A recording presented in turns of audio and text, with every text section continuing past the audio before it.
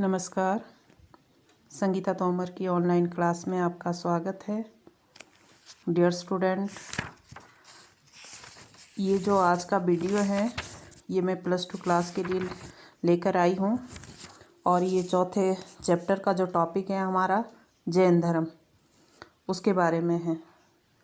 तो dear student, पहले तो हम बात करेंगे कि जैन धर्म के जो संस्थापक हुए वो कौन कौन हुए और उसके बाद किसको इसका वास्तविक संस्थापक माना जाता है, तो उसके बारे में बात करेंगे। तो जैसे तो मतलब माना जाता है कि जैन धर्म के 24 तीर्थकर हुए। तीर्थकर का अर्थ होता है शिक्षक, मतलब कहने का अभिप्राय है कि जिन्होंने की मतलब जैन धर्म की स्थापना करने की पहले भी कोशिश की। तो डियर स्टूडेंट, हमने आपको पिछली वीडियो में भी बात की थी कि जो 6ठी शताब्दी का जो भारतीय इतिहास में काल रहा है, उस समय हमारा जो सबसे प्राचीन जो धर्म है हिंदू धर्म, उसमें बहुत सारी बुराइयां आ गई थी। तो जब बहुत सारी बुराइयां आ गई थी तो उससे क्या हो गया था कि जो लोग थे वो हिंदू धर्म से अब परेशान हो गए थे, क्योंकि अब लोगों का क्या हो गया था कि जो हिंदू धर्म था उसमें बहुत सारे आडंबर, लाइक कि बड़े बड़े यज्ञ करने और बलियां देनी, कई बार तो लोग अपनी इच्छा पूर्ति के लिए मनुष्य की बलि भी दे देते थे। और साथ में संस्कृत भाषा के ऊपर बहुत जोर देना कि हर जो मतलब पूजा पाठ या किसी भी तरह का जो धार्मिक अनुष्ठान है उसमें संस्कृत भाषा को बहुत महत्वता दी गई। तो और दूसरा सबसे बड़ा जो ड्रॉबैक या जो सबसे बड़ा जो उस समय का हम एक तरह से कमी हिंदू धर्म में या बुराई कह सकते हैं, वो थी जाति प्रथा की।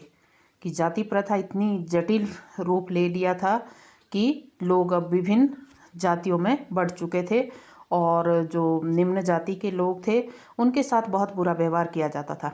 तो इन्हीं कमियों को देखते हुए पहले ब्राह्मणों को ही बहुत श्रेष्ठ माना जाता था। ये माना जाता था कि जो ब्राह्मण हैं वही उन्हीं को ही जो भी कुछ धार्मिक कार्य या किसी भी धर्म की स्थापना की, ये सारा उन्हीं के पास इन सारी चीज़ों की क्या है, एक तरह से अधिकार है।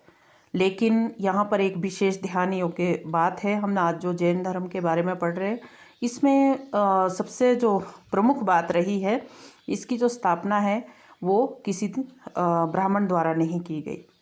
जो स्वामी महावीर जी हैं जिनके बारे में हम पढ़ रहे हैं, ये खुद एक क्षत्रिय थे और इनके द्वारा जैन धर्म की स्थापना की गई।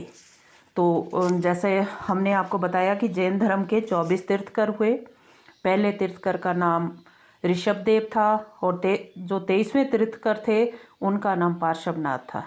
तो स्वामी महावीर जो थे उन्होंने संन्यास पद्धति अथवा जैन धर्म को आरंभ में निर्ग्रंथ का नाम दिया था। अब आपको निर्ग्रंथ का पता होना चाहिए। निर्ग्रंथ का जो शाब्दिक अर्थ है बंधनों से मुक्ति, मतलब अगर मनुष्य ने धर्म के मार्ग पर चलना है या सच्चा ज्ञान प्राप्त करना है तो उसको सारे बंधनों से क्या हो जाना चाहिए, मुक्त हो जाना चाहिए। और जैन धर्म में लोगों को सबसे बड़ा जो इनका वो शिक्षा जो थी और सबसे बड़ा जिस पर फोकस करते थे वो था अहिंसा और परस्पर भ्रातृभाव। तो वास्तव में भारतीय संस्कृति को जो जैन धर्म की बहुत बड़ी देन है, अद्वितीय देन है, मतलब बहुत सारे क्षेत्रों में।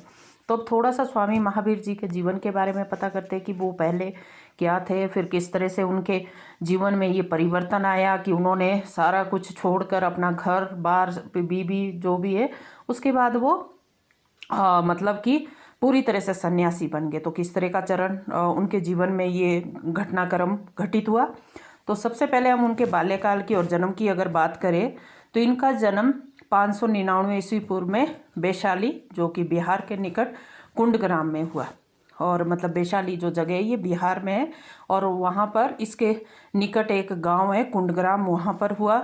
और महावीर के बचपन का नाम वर्धमान था और उनके पिता का नाम सिद्धार्थ था, जो कि एक क्षत्रिय कबीले जंत्रिका के मुखिया थे। तो स्वामी जो महावीर की माता का नाम त्रिशला था और वे लिच्छवी वंश के शासक चेटक की बहन थी। तो स्वामी महावीर की जो शिक्षा दीक्षा, अब जब ये एक कबीले के मुखिया के पुत्र थे तो ऑब्वियसली इनकी जो शिक्षा दीक्षा के लिए भी विशेष व्यवस्था की गई। और स्वामी महावीर को बचपन में ही सांसारिक बातों से कोई लगाव नहीं था, जैसे बच्चों को होता है मतलब खेलने का, तो उस तरह का उनका कुछ भी नहीं था। वो शुरू से ही अपने विचारों में मगन रहते थे। अब इसके बाद जब उनके पिताजी ने देखा कि उनका जो पुत्र है ये तो जो भी कोई धार्मिक मतलब दूसरे जो कार्य होते हैं सांसारिक मोह माया के या फिर दूसरी तरह का जो खेल होता है उन सब में तो रुचि नहीं लेता, ये तो सिर्फ हमेशा क्या रहता है, ध्यान मगन रहता है। तो उनके पिता ने उनका विवाह एक सुंदर राजकुमारी यशोधरा से कर दिया। लेकिन जिस समय उनका विवाह हुआ उस समय स्वामी महावीर जी की कितनी आयु थी इसके बारे में मतलब कि जो एग्जैक्ट वो कोई निश्चित जानकारी नहीं है कि उस समय उनकी आयु कितनी रही होगी। और कुछ समय पश्चात स्वामी महावीर जी के घर में एक पुत्री ने भी जन्म लिया और जिसका नाम प्रियदर्शना अथवा अनोजा रखा गया। तो ये तो इनका वैवाहिक जीवन था। अब इसके बाद जब ये वैवाहिक जीवन से भी एक तरह से मतलब कि खुश नहीं हुए कि वैवाहिक जीवन था लेकिन फिर भी इनका ज़्यादातर जो ध्यान था अपना धार्मिक कार्यों की तरफ था। तो इसलिए उन्होंने जैसे ही उनके माता पिता की मृत्यु हुई उसके पश्चात उन्होंने अपने बड़े भाई जो नंदी वर्मन था उनसे आज्ञा लेकर घर बार त्याग कर ज्ञान की खोज में ये वनों में चले गए।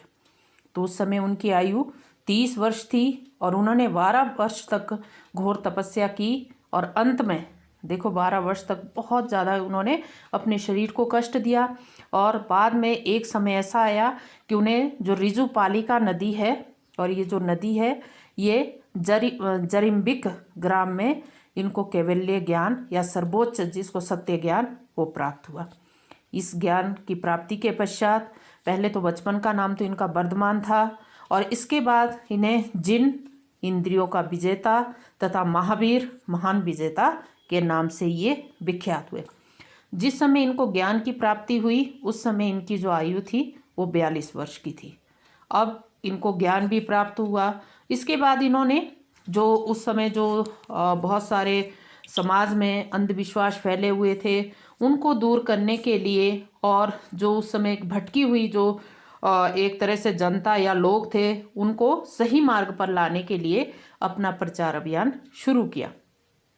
उनके उपदेशों से बहुत से लोग प्रभावित हुए और वे स्वामी महावीर जी के अनुयायी बनते गए।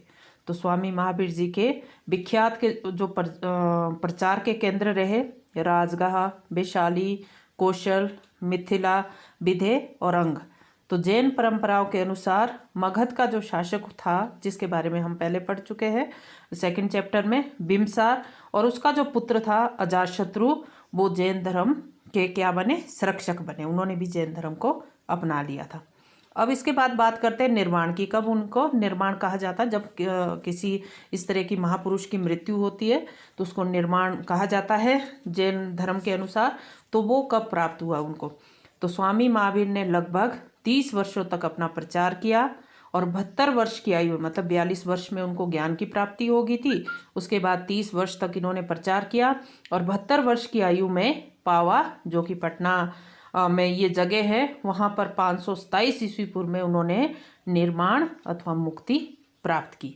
और उस समय स्वामी महावीर जी के उनके समय में ही 14,000 अनुयायी बन चुके थे। तो डियर स्टूडेंट, ये आज का जो वीडियो था ये आपके लिए स्वामी महावीर से संबंधित था। आई होप कि आपको ये ज़रूर पसंद आया होगा। आप मेरे जो वीडियो को वो लाइक और मेरे चैनल को सब्सक्राइब ज़रूर करें। धन्यवाद।